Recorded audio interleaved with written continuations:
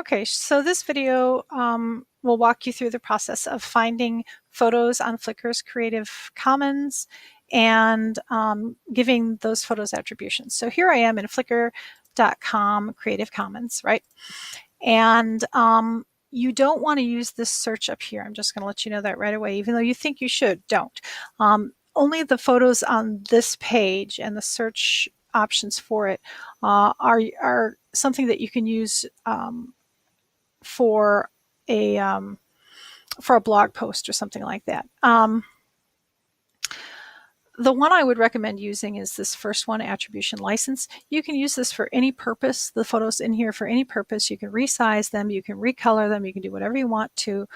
You can use them in a marketing campaign, you can use them on your blogs. It doesn't matter as long as you give attribution. The others you're going to have problems with. So here you can't crop it, here you can't make money or crop it. There's just a lot of rules as you go down the page.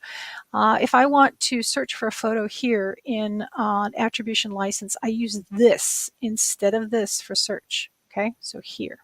So I'm going to click on this and you'll see I've got a search bar here. And I'm going to type in caterpillar. All right. And I'm going to get a bunch of photos that are I could use in a post about caterpillars or that use a caterpillar. I have already selected one way down here somewhere that I like. He's a friendly little swallowtail caterpillar, and it's like he's waving. So here he is. He's cute. Oh, that reminds me. When you select your photos, let me go back real quick. When you select photos, especially if you're going for LinkedIn, you want to make sure that you have a photo that is horizontal like this one, right? We don't want a vertical one like this because LinkedIn requires 740 or an image that's 744 by 400. And you're going to have a hard time getting that here. This one is going to be somewhat easier. It may actually be hard on this one because when I crop it, it's going to have to be really tight on there, but I'm going to use it because I like it. Okay, so since I like this photo, I'm going to give it a little star, and that way it'll go into my favorites here, and I'll be able to see it right here and come back to it easily. So now that I've marked it as a favorite, and I'm clicking on it again, click. There we go. There are a couple of things you need to know on this page. So the first thing you'll want to do is download it. Now remember, you've got some constraints with your image sizes. On LinkedIn, the image size is 744 by 400. So you'll need to have something that's larger than 744. If you go medium, you're going to have to blow up the picture and you risk having a blurry image. So my advice is to go large rather than medium. But you can trial and error, whatever works for you. The other things you'll need to have on this page is here's the title of the photo and here is the photographer. Both of those things are things that we're going to need. So I'm going to copy the title right now. I have made a document that's available to the public. I'll leave the link here on YouTube, and you can see I've got a formula for photo credits, okay? So you want to make sure that you give the photographer credit because that's part of the license that you have. So I've opened a new document here, and I'm just pasting the photo credit in. Now, if I go back to this public document here, you'll see that there are some things I need to do besides just copying and pasting it. I need to replace the title with the title of the photo. All right, so let's go do that. Here's the title of the photo, right? I'm going to copy it. Unfortunately, when you copy from Flickr, it's ugly. You see the gray? That's not supposed to be there. So I highlight that. I go to text color and highlight, and then none, right? So now it's nice. Okay, so I'll go ahead and cut it, and then I'm going to highlight title, and I'm going to paste it there. Excellent. Okay, so the next part here, I have to link the new title to Flickr.com's shared link. Perfect, I can do this. So here's the shared link, right? To share the photo, and we'll just copy it here. Looks good. Now I will come back and highlight this and link it to this. Perfect. Okay. Next on the list here, it says photographer. Replace photographer with the photographer's name. All right, let's do that.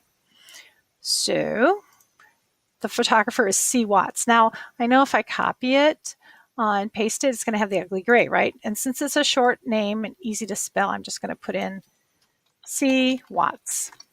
Okay. go back here to the photo, and CWATS has a link, right? We could go to CWATS photo stream, but really all I need to do is right click on this and copy the link address. Go back here, highlight, and link. Everybody's happy, right? Now, sometimes you'll find a photographer who says like, hey, link to my my professional page or whatever, and you should probably honor that.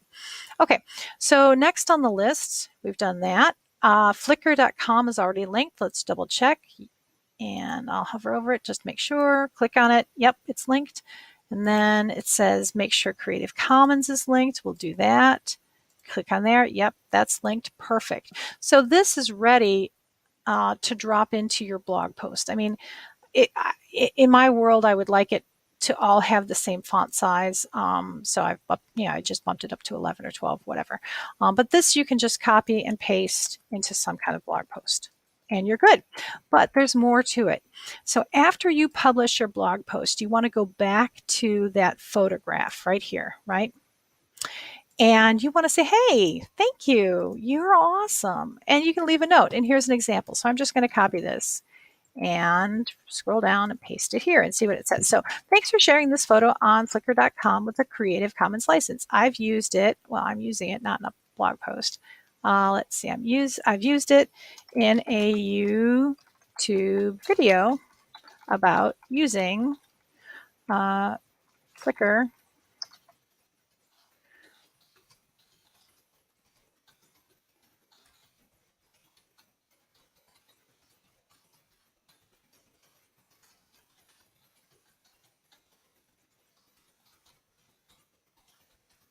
and then I'm going to come back and put the video in there.